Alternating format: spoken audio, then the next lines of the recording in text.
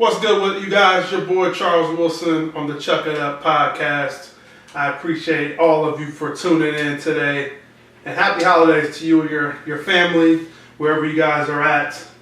Again, Merry Christmas and a Happy New Year. Hopefully you guys have a safe holiday season with your family. But I know that you guys are ready for the hot sports takes that come with the Chuck It Up channel. And yes, we are releasing this on a Thursday. So my apologies. Again, the Tuesday for Christmas, that's going to delay the schedule. So this is actually going to be coming out on Thursday. So as you guys are listening to it, today is Thursday. So hopefully you guys are having a great Thursday. But again, you guys are listening to the Chuck It Up podcast. Make sure you guys subscribe on Google Podcasts, Apple Podcasts, Spotify, as well as the Anchor app. Now, if you guys subscribe on the Anchor app, you'll get instant notifications when these things go live. You'll also be able to hit the clap button on the Anchor app, and they'll also send a voice message on the Anchor app. So make sure you guys download that. That's ANCHOR. Again, that's ANCHOR, the Anchor app, available on Apple iTunes and Google Play Store. But I'm going to get straight into it. There's the kickoff. And this is actually a sad story. And I hate to start with this, but I felt like this was the most important thing that I've seen from the past week, from the last podcast. And it's a Josh Gordon suspension. Suspended indefinitely and released by the New England Patriots. And this has to, unfortunately, this has come down back to his drug problem, allegedly. And they're saying that he's put back on the commissioner's exempt list, where Josh Gordon, again, was suspended indefinitely. Again, if you guys don't know Josh Gordon's story, he was selected by the Browns in the compensatory draft, or the supplemental draft, and was probably one of the best talents at receiver, in the past 5-10 years to come out of college. Put up ridiculous numbers, but always had an issue with staying off weed. He basically has smoked himself out of the league, and I'm not saying that in a funny way. It's literally the case. He's unfortunately has an addiction problem, and the NFL and the Patriots, the Browns have attempted to get him help while he was a part of the Cleveland organization, but now it's the Patriots, because the Patriots traded for him, and the NFL. I think it's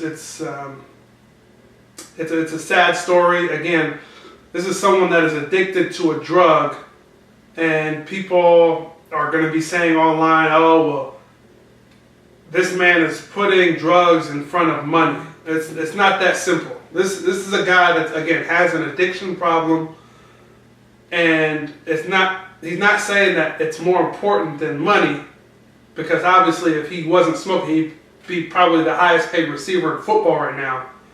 It goes further than that. There's some reports saying that it's escalated further into other drugs. Some people believe that weed is the gateway drug. And Josh Gordon, again, allegedly, there's reports coming out that he was using some harder stuff this time. And then there's also reports that New England had a security plan in place to ensure that Josh Gordon walk a straight line and make sure that he's avoiding all temptations while with the New England franchise. And again, this is a New England Patriots franchise that's top class, classy organization, that when they traded for him, everyone knew that the Patriots were going to have something in plan for Josh Gordon. And if he wasn't going to make it with the Patriots, it's hard to believe that he makes it anywhere else. But it's important that he stay, or the NFL not just let him go, all the teams just let him go and say he can't play, but also help him find, or help assist him to get help to fight this addiction. But anyways, like I was saying, New England had an elaborate security plan. I'm reading the article right here on ESPN by Adam Schefter, talking about New England having an elaborate security plan in place to prevent any slip up for Josh Gordon and make sure that he avoided all temptation. So there was people following Josh Gordon, or not following him, but escorting him wherever he was going. And they were saying during the New England Patriots bye week, the week of November 18th, he might have eluded the security team, as in they lost where he was at. But it's definitely unfortunate. Obviously, from the Chuck It Up channel from Charles, talking to Josh Gordon, I wish him nothing but the best. Obviously, football at this point is an afterthought. I don't think that football should be in the conversation. We should be talking about helping this man fight this addiction and giving him the power to fight that. When something like this happens, you get suspended indefinitely. Obviously, there's no way he's going to get paid in the NFL again.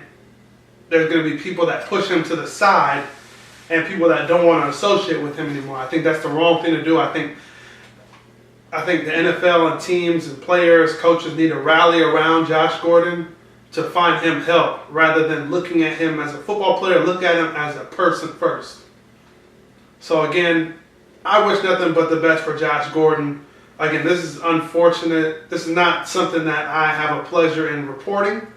I mean, this has already been reported, but this is not something I have a pleasure in, reviewing and talking about on the podcast. I just feel like it's something that I wanted to talk to you guys about on where I stand with it. I think that Josh Gordon, again, you have to look at him as a person first rather than a football player. When people see this, they say, "Oh, he's suspended indefinitely."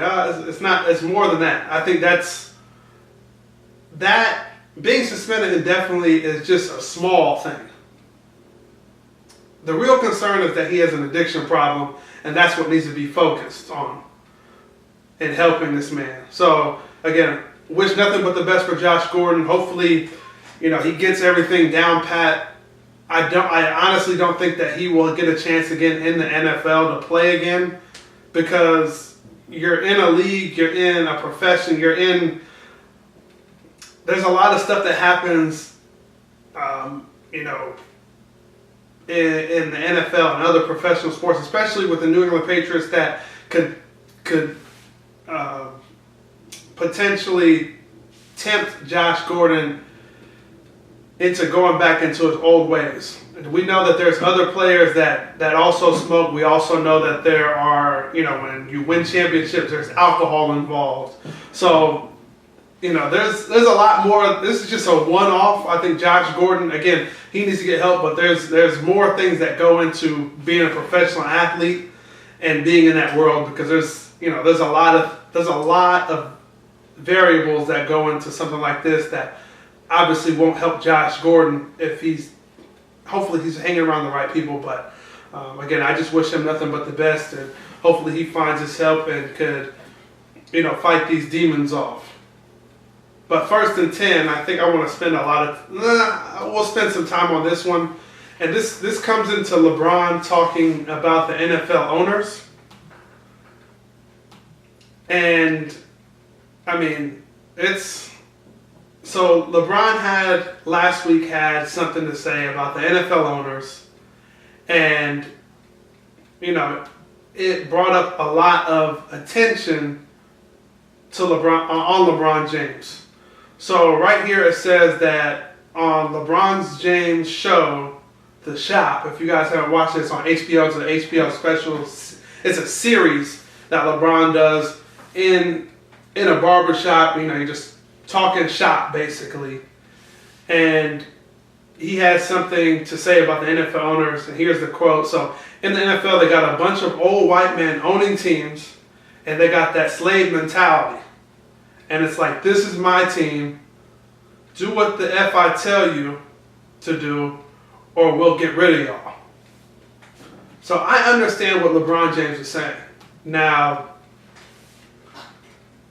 there's a couple ways to look at this. So, number one, he's not saying that the NFL owners are slave owners, because in those days, if you don't do what they tell you to do, they get rid of you in a different way.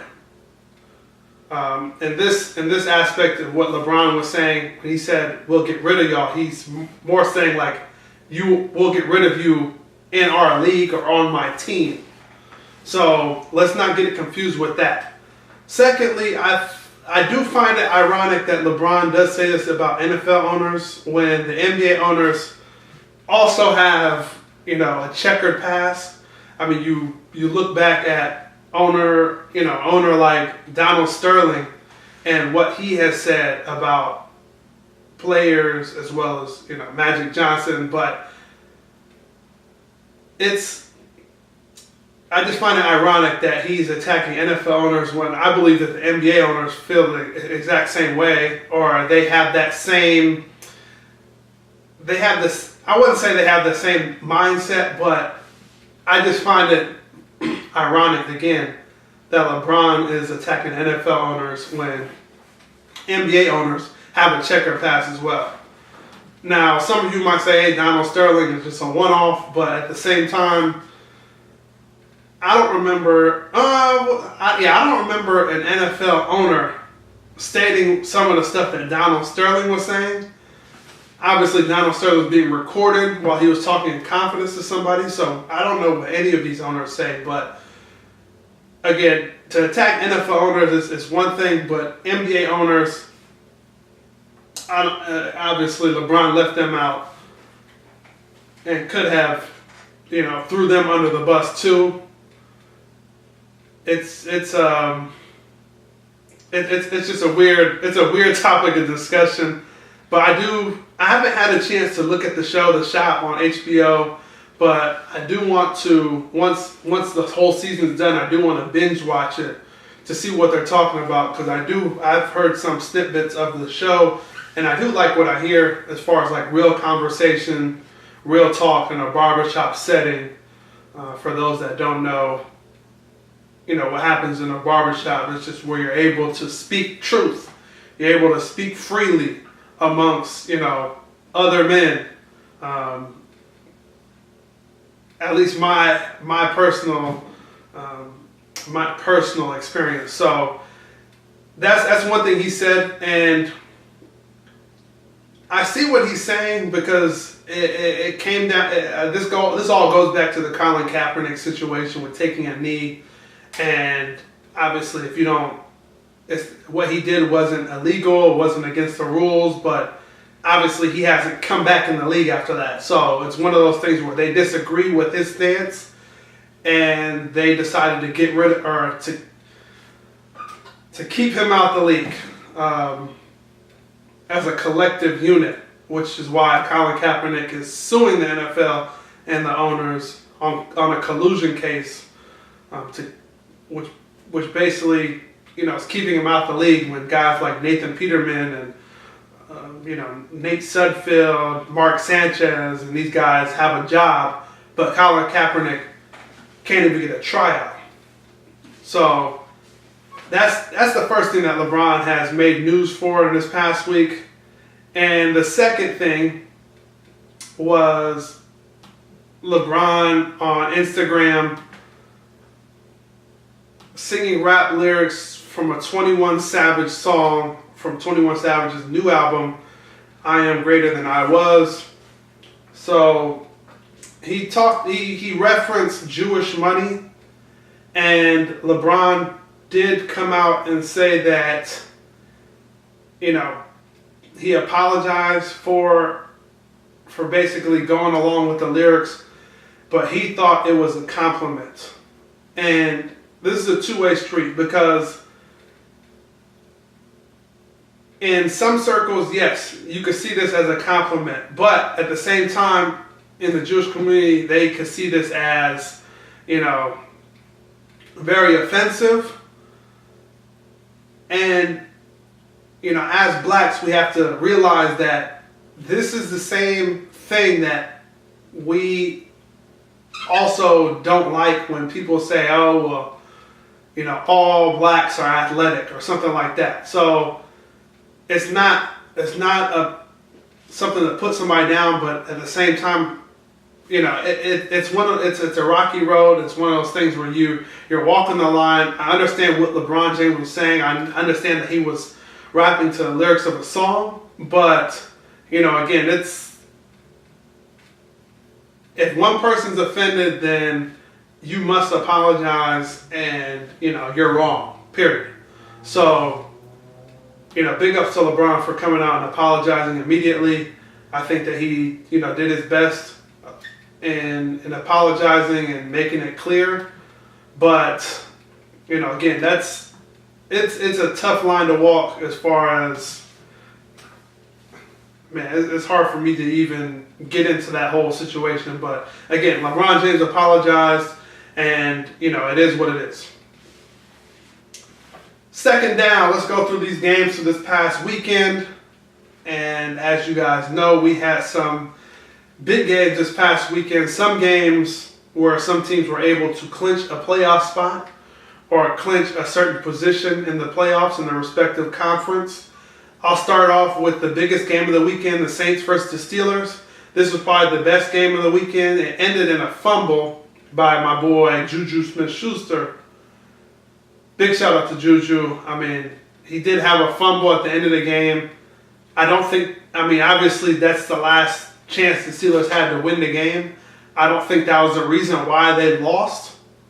It definitely was a part of the reason why they lost, but I don't think that was the main reason why they lost. The Steelers had chances to win this game.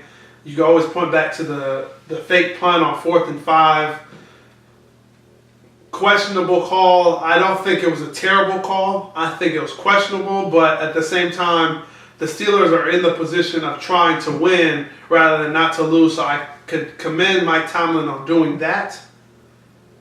A lot of people were giving, the Steelers and Mike Tomlin crap, but I think that the way they played in New Orleans against the Saints was very respectable.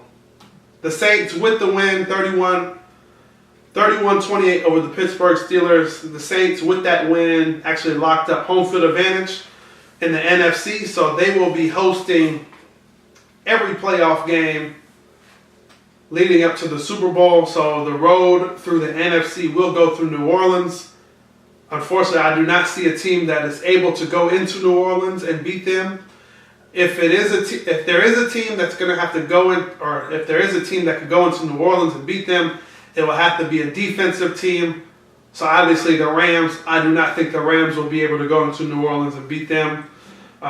More of maybe a Chicago, but Mitch Trubisky would have to play mistake-free football. I honestly don't think that the Eagles would be able to beat New Orleans in New Orleans. We've seen them get blown out in New Orleans by 40 earlier this season.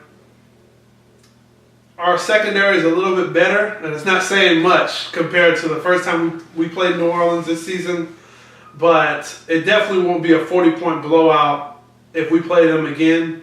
And to be honest, I don't think anyone wants to play the Eagles, in the playoffs if they get in. But anyways, going back to the Saints, Drew Brees had a respectable game, 27-39, 326, 1 touchdown. I mean, they did enough to win the game. I think this game, they got a lot of help from their defense. Obviously, the Pittsburgh Steelers they missed Le'Veon Bell. If Le'Veon Bell was in this game, I think that the Pittsburgh Steelers would have won. Obviously, if Le'Veon Bell played this season, the Pittsburgh Steelers wouldn't be in the current situation they're in now. And they also missed James Conner, who also did not play. So their lead back was Jalen Samuels. And, the production drop-off from, Le'Veon to James Conner to Samuels. I mean, there's big gaps between those running backs. Antonio Brown showed up. He was honestly a king of the game. Honorable mention. 14 receptions, 185, 2 touchdowns. I mean, he was killing the Saints. And what do we expect from Antonio Brown, one of the best, if not the best receiver in football? So he showed up in a big game when they needed him. So obviously Antonio Brown wasn't the reason why they lost. But again, this was a great game. Came down to the wire. Again, Big Ben, the play that sealed it for the Saints was when Big Ben threw it to Juju Smith-Schuster.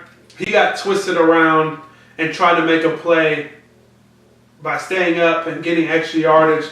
Ended up coughing up the football to where the Saints were able to recover and run the clock out. So, great win by the Saints. Great teams win close games on the road and at home. And you just find great teams find a way to win. And the Saints this season have been finding ways to win. The ball has been rolling in their favor. The Saints, again, the NFC will go through New Orleans. And with that being said, I would say that the Saints would be obviously overwhelming favorite to represent the NFC in the Super Bowl. The next game, Sunday night, Chiefs at Seahawks. This was a tough game to call. Seattle is tough to beat at home. They're tough to beat, in CenturyLink. And again, I chose the Chiefs based on, what I wanted to happen. But for some reason, I knew Seattle, prime time, at home. Usually Seattle shows up. This game reminded me of last year when the Eagles were a touchdown favorite over Seattle going into Seattle on a Sunday night, and Seattle just whooping them. Seattle, at home, they're just a different team. They're a different team. They beat the Chiefs 38-31 to solidify and lock themselves in to the NFC playoffs. So they will be a wild card team. They will be either going to, there's a few places they could go to. They could go to LA, they could go to Chicago, or they could go to Dallas. I think Seattle is probably the most dangerous team going into the playoffs for the NFC, just because Russell Wilson is playing out of his mind right now, and the Seattle defense has actually gotten together and looked very respectable. They started off a bit rocky this season, but I think that they started clicking on all cylinders. I mean, yes, Kansas City scored 31 points, but some of those throws that Pat Mahomes was making during the game, no one would have been able to guard that. So, Pat Mahomes, it's hard to say, but he is going to be the NFL MVP for 2018 season over Drew Brees, just because his numbers are ridiculous. And I won't even get into his numbers for the season. I'll save that to when the season's over. But in this game, he was 23 of 40, 273, 3 touchdowns. One of his passes, he was rolling to his left and threw a sidearm pass and hit, I believe, Tyreek Hill in stride for a touchdown. I mean, it was probably one of the most difficult throws I've seen this season. And I'm not going to say he made it look easy, but the way he threw it, and it was on the money, perfect spiral, he threw it running away. So running against his body, so he's running to his left, and a sidearm throw into the middle of the field to hit Tyree in the middle, and he took it in for a touchdown.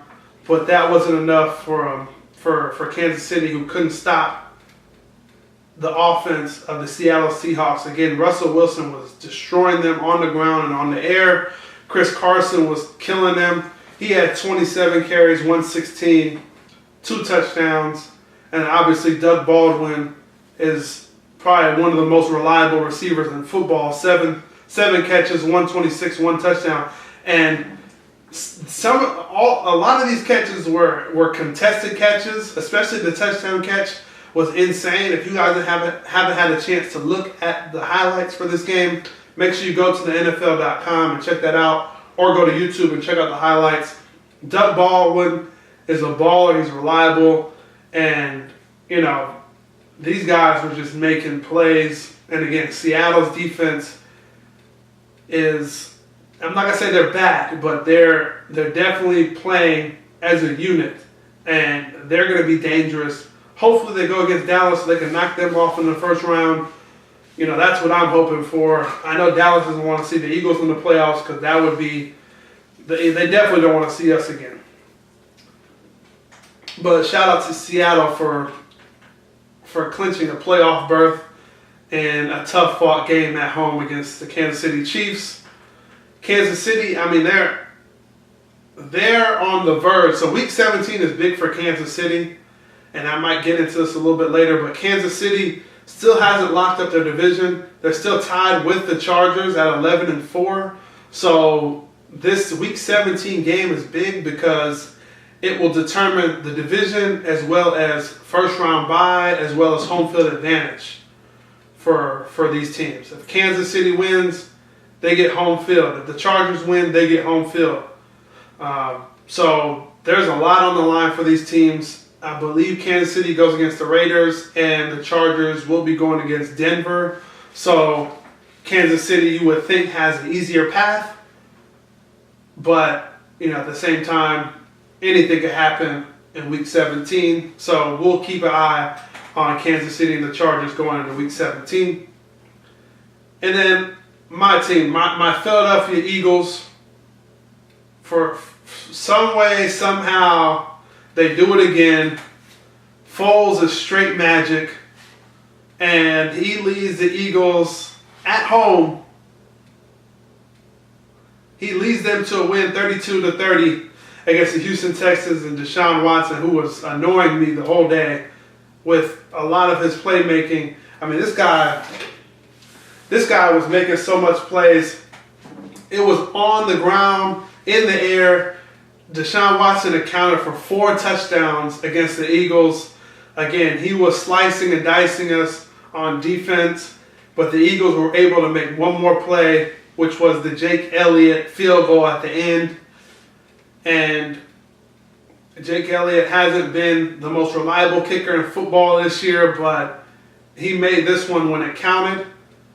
Again, he missed the extra point. He needs to shore up these extra points because missing extra points in the NFL has been a problem for a lot of these kickers. Jake Elliott needs to shore that up because I believe that has cost us some games, especially the Dallas game in Dallas a few weeks back when he missed the extra point, which caused us to go to overtime. But in this game, the story was Deshaun Watson destroying it, and then also Nick Foles, who, again, taking over for Carson Wentz. I just knew that this offense would change for Nick Foles. I didn't anticipate him, playing this well, but I did know that he would play better than Carson Wentz just because this forced Doug Peterson, Mike Groh, the offensive coordinator, to change this offensive play calling. In this game, they did rely on the pass a little bit more, but the X factor was Darren Sproles. Darren Sproles makes a big difference in the offense. Nick Foles does spread the ball around, and Nick Foles actually ended the game 35 of 49, 471, 4 touchdowns, 1 interception. Again, that interception, it's just like one throw every game where he throws it, and it's just a questionable throw. You're just trying to figure out who he's throwing it to, but Nick Foles has it. And if he leads the Eagles to the playoffs again, I find it hard to believe that the Eagles would not go into Chicago and beat the Bears because the Eagles defense has been playing very well. Also, Rasul Douglas he didn't have his best game on Sunday, but he is still playing respectable. Crevan LeBlanc, Avonte Maddox is the real difference maker in his defense. He is actually playing the best. He's playing on the left side for corner, and we drafted him in the 4th round out of Pittsburgh. He's made a big difference in this defense coming back from injury. It's just hard to get a beat on him. Timmy Jernigan actually played in this game. The Eagles' defense is getting as healthy as possible. I'm not going to say they're starting to get healthy because they still got guys in the IR, but they're getting as healthy as possible. The pass rush is getting there.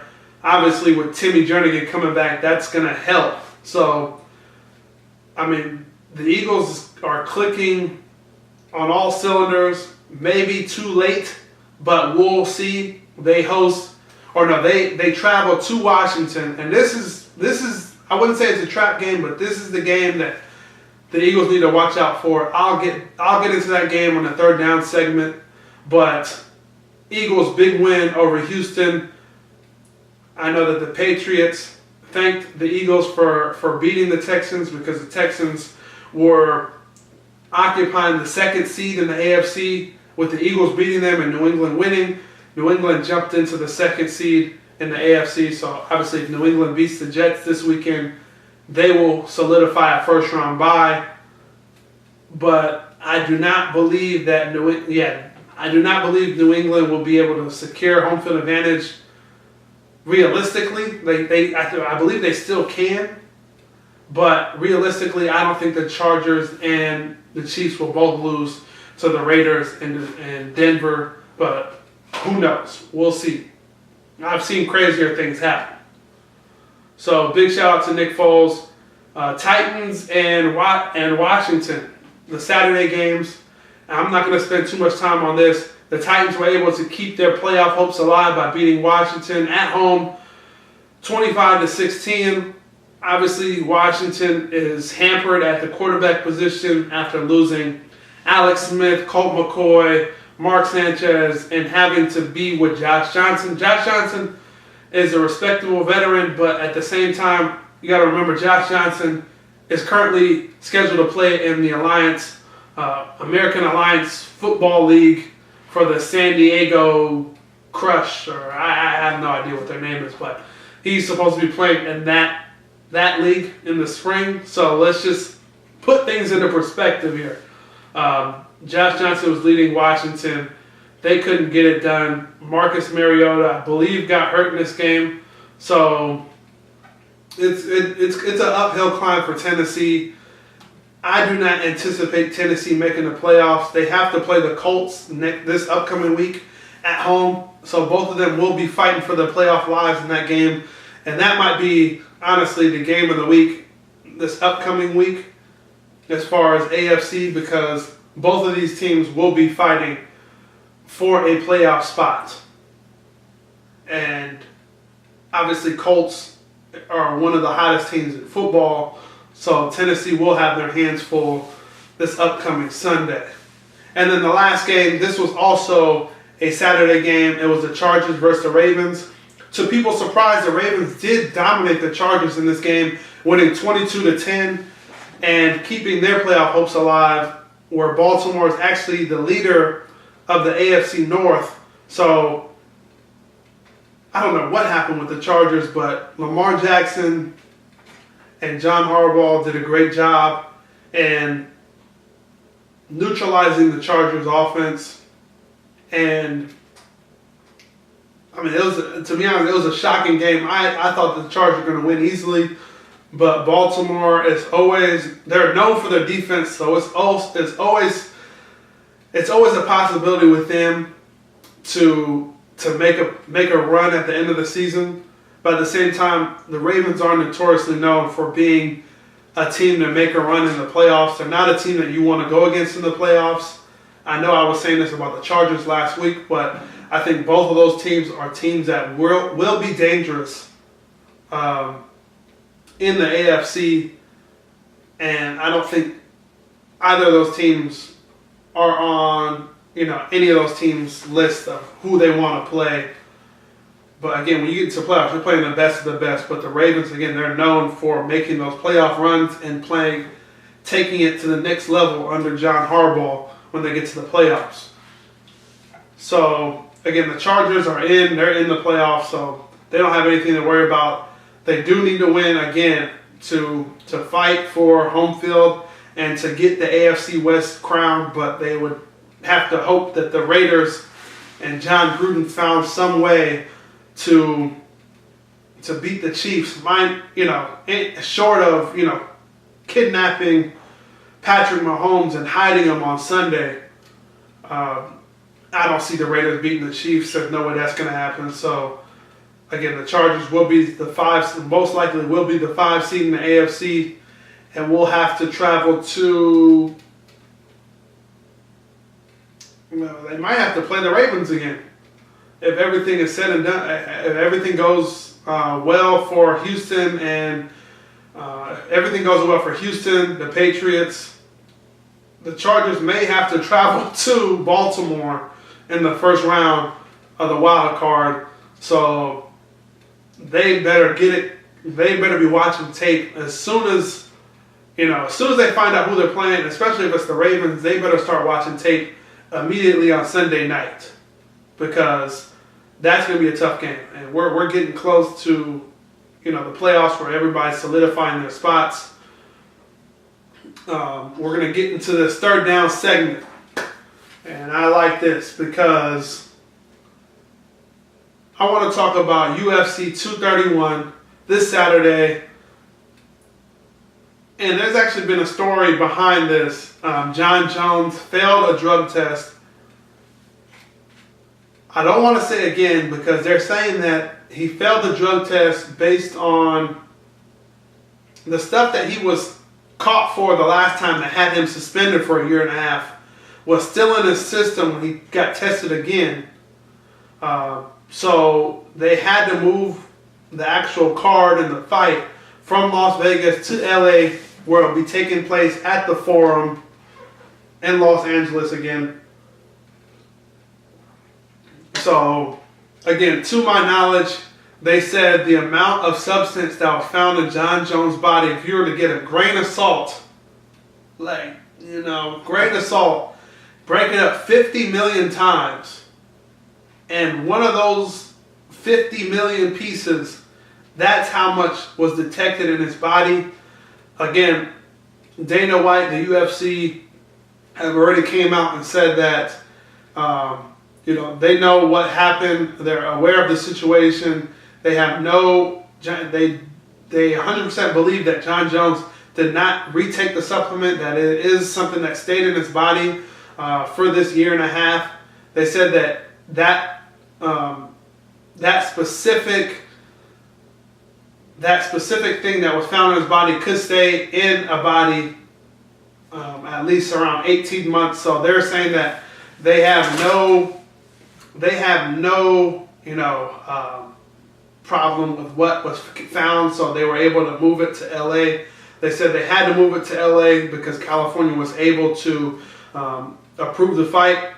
The commissioner of the California Association was aware of what was going down, what happened, how it went down, but the Nevada State Commission was not able to, due to the timing and it being so close to Christmas, Nevada was not able to, go through like an appeals process. So Dana White and the UFC decided to move it from Las Vegas again to LA in the Forum. So that is the whole backstory of the UFC 231. But getting into the actual fights now, Jon Jones versus Gustafsson. If you guys haven't seen this fight, at least the first one, it was a very close fight. You could argue that Gustafsson should have won the first fight. I personally had him winning the first fight. I had it personally winning 3-2.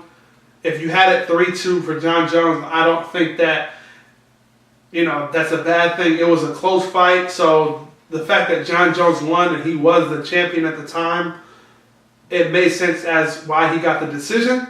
But in this second one, and actually going back to the first one, Joe Rogan did state that Jon Jones during the first fight wasn't conditioned for the fight. He didn't take the training seriously for the fight. He thought he was going to run through Gustafsson. But again, that might have been an excuse as to his poor performance. But I'm sure Jon Jones is taking this fight very seriously now. I believe that Jon Jones wins this fight. I don't think that it's going to end early. I think it goes the distance, but I think that Jon Jones wins this fight again. I'm not going to say, what the score is going to be. I just think he wins by decision. So, I'm going for Jon Jones. Big fan of his. I think he's the best light heavyweight to fight in the UFC ever. I don't think it's close. I think he's the best I've ever seen. And if you look at his track record and who he's faced, it's hard to top. It's hard to dispute that. Even with the failed drug test against Daniel Cormier, USADA did come out and said that the supplement that John Jones was found had the amount that was found in his body did not give him any additional, benefits or performance. It was that small of a amount of substance. Now you could say he was microdosing, but I don't know all the science behind microdosing or anything like that. I just, I've heard about it from some of the UFC aficionados, so I'll let them talk about it and all the scientists and all them talk about it. But Amanda Nunes versus Cyborg, I think I'm more excited to see this fight. This is probably the biggest women's fight in the UFC, in UFC history. You have Amanda Nunes, who is the 135-pound champion, versus Cris Cyborg, who I believe... Sorry, you guys.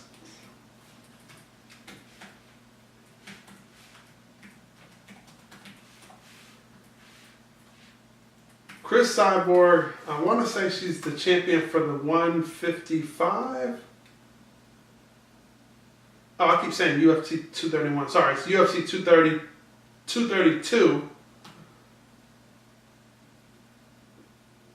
And yeah, so Cris Cyborg is the champion in the 145 division for women. So she's a featherweight, and it's going to be, again, this is the fight I want to see. For me, this is the main event. I think you have two of the best women's fighters ever going at each other, both from Brazil. And I honestly would pick Amanda Nunes to win the fight. But I'll get into my prediction on this fight a little bit later during my Hail Mary segment where I'm giving a bold prediction. But again, I'm more excited about the Cris Cyborg Amanda Nunes fight, the co-main event for UFC 232. But man, you best believe I will be watching that fight this Saturday, no doubt in my mind. So I want to get into a few NFL games, and then actually the two college football playoff games. So the Bears at Vikings. This one has big playoff implications. The Vikings need to win to solidify themselves in the playoffs. The Bears are in a different predicament. Now the Bears are still in contention for a first round bye. They do need the Rams to lose to the 49ers. Now here is the dilemma in this game. So the Bears and Vikings was originally scheduled to be a morning game. They switched it to an afternoon game. So it was the same time as the Niners-Rams. As an Eagles fan, I wasn't happy about that because as a morning game, the Bears-Vikings, the Bears would have to play all their starters to win the game because then the Rams game would be in the afternoon to where they don't know the actual outcome of the game. Now that they're both scheduled at the same time, the Bears could look at the scoreboard and see, okay, the Niners are getting blown out by the Rams at halftime. Let's just pull our guys because they're not going to lose, so there's no point in us winning. I still do think that the Bears, I think that the Niners game, and again, this is not a Niners-Rams prediction, but I do think that the Niners and Rams game will be a lot closer than people think. It is in LA, but the Rams have not swept the Niners since 2004, so it's hard to believe. I mean, they're in good position to sweep the Niners this year, but at the same time, I do think that they keep it close enough to where the Bears have to play their starters for the whole game. Again, this might be wishful thinking, but I have the Bears winning that game in Minnesota, 17-14. Bears over Vikings. Next game, Eagles at Washington. Again, this game has playoff implications for the Eagles. They also flexed this game from a morning to afternoon game, so the Eagles will be playing at the same time as the Bears, Vikings, and Rams, Niners. So the only way the Eagles could get into the playoffs is if the Vikings lose to the Bears. The Eagles will be going to Washington, a team that they usually struggle with and split. So this might be this might be their toughest test to date. Again, am I saying Washington's a better team than Houston and the Rams? I'm not saying that, but as far as when you're talking about a divisional game and the history of the Eagles and Washington, Eagles usually struggle against Washington, so it's hard to say, that it's going to be an easy win. But I'm predicting, just because the Eagles are playing so well, Nick Foles, the defense, I have the Eagles going into Washington and winning 31-17. And then lastly, the NFL, Ravens versus Browns. This is a game that, again, a lot of people will have their eyes on, especially the Steelers.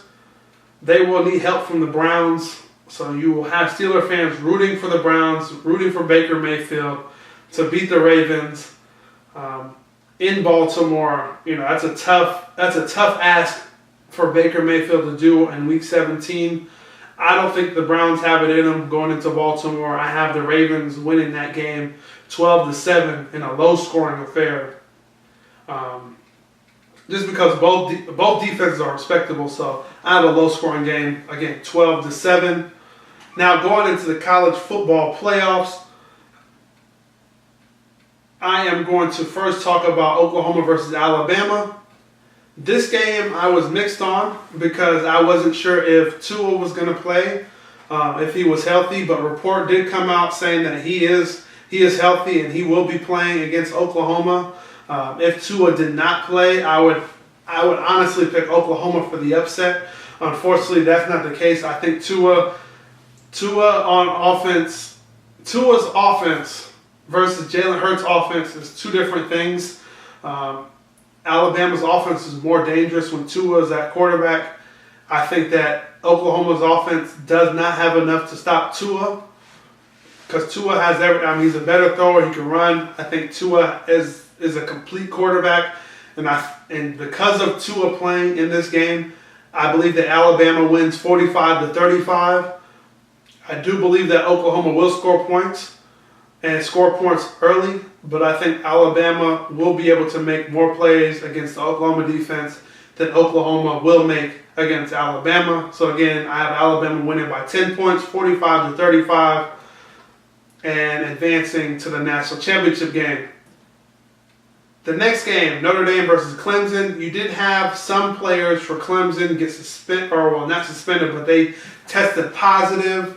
I'm not going to speculate on what they tested positive for, but they were tested, including one of their best defensive linemen, Dexter Lawrence. So if he is suspended and can't go, then obviously that is a big problem for Clemson. But at the same time, Clemson's whole defensive line is full of first-round talent. So missing Dexter Lawrence obviously is going to impact them, but I don't think it impacts them as much as people think, because their defensive line is stacked. Their depth on the defensive line is stacked. I still have Clemson beating Notre Dame in a closer game than people think. I believe Notre Dame is a 2-touchdown underdog, and I have Clemson winning the game 27-20. I think that'll make it tough on Trevor Lawrence, but Clemson's defense is legit, and I have them, again, beating Notre Dame in the college football playoffs 27-20 and advancing to the national championship to go against Alabama. In another, I think they've met, that would have put them at meeting 3 out of the last 4 years in the national championship game. But I'm excited to see the college football playoffs and how that shakes out. Now going into fourth down, my Hail Mary bold prediction. And I talked about it. Amanda Nunes. I have Amanda Nunes KOing Cris Cyborg. I believe in the third round. I think Amanda Nunes, I think that she's a hard hitter. She has heavy hands. I think her speed is there. Her conditioning is there. I don't think Cris Cyborg has seen somebody like Amanda Nunes. I know she's seen strikers like Holly Holmes, but I think Amanda Nunes is on a different level. I think when she hits Cris Cyborg, she's going to feel it, and it's going to hurt. Not to say Cris Cyborg can't take a punch, but Amanda Nunes is the real deal. I have her KOing Cris Cyborg within 3 rounds. And that's my bold prediction. Another bold prediction, but not really, is Oklahoma will beat the spread, which Oklahoma is the underdog to Alabama by 2 touchdowns. Again, 14 points. I have Alabama winning by 10, but I don't think Alabama will beat them by 14 points because Oklahoma will continue to score in the game. Now, for my 2-minute offense, my quick takes. Again, my last one was like 3 minutes. I'll try to get this down to 2 minutes. But it's going to be hard to do. Urban Meyer to teach character and leadership class at Ohio State University, and will also may be hired as the assistant AD at Ohio State. I think that him co-teaching a character and leadership class is a joke. I don't think that he should be teaching kids about character and leadership because he showed zero character, zero leadership when it came down to one of his assistants and covering that up. I honestly think that Urban Meyer knew about it. I think he tried to cover it up. He tried to play stupid. He tried to puff his chest up and dare people to test him. I think he got caught. I don't understand why they would put him to co-teach students, young men, young women about character and leadership. I think it's a joke. Raiders signed Nathan Peterman to their practice squad. I have this here because Nathan Peterman is terrible. I think he's the worst quarterback. I'm not going to say the worst quarterback I've ever seen, but he's definitely top 5 in that category. They signed him to the practice squad. John Gruden states that he thinks that he could revitalize Nathan Peterman's career and hit the reset button. You're going to have to do more than hit the reset button. You're going to have to, you're going to have to do a whole factory wipe on Nathan Peterman. I think he's damaged goods. I don't think he's an NFL quarterback. I think he should be playing in the AAF or Canadian football, maybe the XFL when they come back in 2020. I don't think he's an NFL quarterback. The Raiders are potentially going to be playing their home games in the UK next year. This comes down to the Raiders being sued by the city of Oakland earlier this month, I think, and they're looking into places to call home for that 1 year before their stadium is done in Las Vegas. Again, the idea has been brought up that they could potentially play all their home games in the UK. I think that would be a mistake. Other cities that they're looking into are playing at Levi Stadium in Santa Clara, playing at the StubHub Center in not the StubHub Center, but playing in San Diego where the Chargers used to play, playing in LA, Seattle, Phoenix, St. Louis, or if some miracle happens, they could still play in Oakland next year. But again, Oakland is looking for places to play or host their home games next season. I just don't think it should be in the UK. I think that'd be a big mistake. Baker Mayfield stares down Hughes Jackson during this past week's game with the Browns in Cincinnati. I think Baker Mayfield needs to let it go. Clearly, Baker Mayfield has won the argument, but at the same time, I mean, you won. The man got fired. The man is getting humiliated.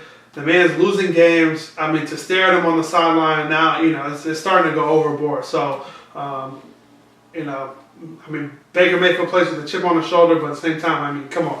Lastly, Washington waived DJ Swearinger for being critical on the defensive coordinator and the coaching and the calls on defense. Again, Washington waives them. Their leader in interceptions, their defensive leader. And obviously, it's a big mistake by Washington. This is the reason why the Eagles winning big in Washington, because DJ Swearinger was the heart of that defense. He was the enforcer. He was a leader by example. And them waiving him was a big mistake. He was actually claimed by Arizona off waivers. Now to the touchdown segment. I know that was more than 2 minutes. Now to the touchdown segment. Big shout out to Zach Ertz. He breaks Jason Witten's tight end reception record on Sunday versus the Texans. I believe Zach Ertz is at 113. The old record was 110. Zach Ertz had a big game versus Houston and obviously helped the Eagles win the game. Zach Ertz on Sunday had 12 receptions, 110 yards, and 2 touchdowns. I mean, he's an absolute monster. And I think officially is labeled the best tight end in football. I think he surpassed Gronkowski and Kelsey for Kansas City. Zach Ertz is a crazy route runner, good hands, and again, I don't think that there's any tight end in football that's better than Zach Ertz. He just gets open, whether it's against a corner or a safety, linebacker, double coverage. I mean, the man's going to catch the ball. He's going to get open. So, again, big shout out to Zach Ertz, who broke the touchdown record with 1 game to spare. He's going to obviously increase that record, so I don't see that record being broken in a long time. King of the game. The king of the game this week will go to Russell Wilson. Again, I talked about him. His stats might not be the best. 18 to 29, 271, 3 touchdowns. But again, he accounted for more than 300 yards because he was also killing Kansas City on the run, converting, third downs, making those big throws. I mean, perfect throws down the field. Russell Wilson, again, might have the best deep ball in football. But, man, if it wasn't for Russell Wilson, obviously Seattle would be pretty bad. But his game versus Kansas City, even though the stat sheet doesn't show the whole story, he killed the Chiefs. The Chiefs had no answer for Russell Wilson. Even if the coverage was great, Russell Wilson would have found a way to run on the ground for 15 yards plus. So big shout out to Russell Wilson, that one king of the game. Again, I appreciate you guys for listening to me on the Chuck It Up podcast. We appreciate all of your support. Again, we're going 18. We're 18 episodes strong. So again, we wouldn't have went this far if it wasn't for you guys listening to the show. We appreciate the love. Make sure you guys download the Anchor app, ANCHOR, on your smartphone or your tablet. Make sure you guys subscribe to us on the Anchor app or Google Podcasts, Apple Podcasts, Spotify, or any other podcast app that you guys use. Again, on the Anchor app, you're able to send us voice messages. You're able to join a subscription where you can donate $1, $2 a month to the channel. Again, it helps us grow the channel. Again, we're working on getting these other episodes in, the Real Talk episode series in. This is the Down and Distance series, but the Real Talk series, we're going to be having people talking about business and just real life stuff. Again, we'll be doing video starting next year, sometime in January. We will be on Twitch live streaming these podcasts, so you guys can ask us questions as we go. So make sure you guys, again, subscribe to the channel, follow us on Twitter, Instagram, at the Chuck Rule.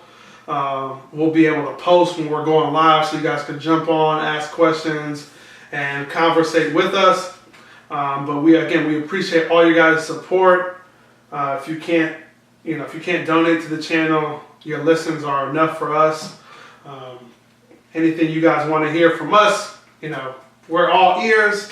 But again, remember that action turns knowledge into power, and I will see you guys in the next podcast. Silky Beat.